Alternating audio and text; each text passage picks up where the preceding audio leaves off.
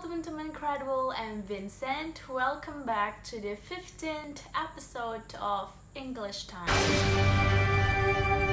Teman-teman Credible pasti sering kan dengar kata climate change. Climate change atau perubahan iklim adalah perubahan signifikan yang terjadi pada cuaca, suhu, dan curah hujan dalam waktu yang berkepanjangan. Dampak dari climate change ada banyak banget, dan jika tidak ditangani dengan baik, bumi ini bisa jadi tidak layak huni lagi. Pasti teman-teman pernah dengar istilah 3R kan?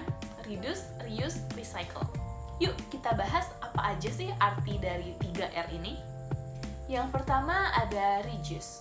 Reduce means using something less than usual. Turn off the lamp during the day, use water only on necessary things, and use less tissue.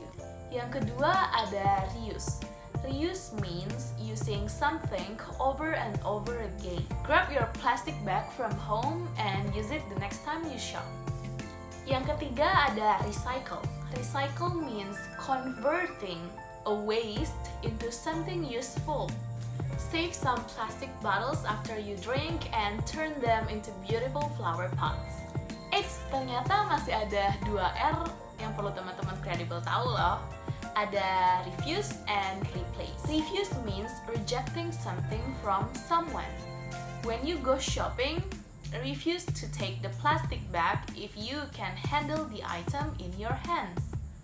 And replace means changing something you usually use once into something reusable. Use a tote bag instead of a plastic bag. Use stainless or bamboo straws instead of plastic straws. Selamat Hari Pohon Sedunia. Kelangsungan bumi ini adalah tanggung jawab kita bersama.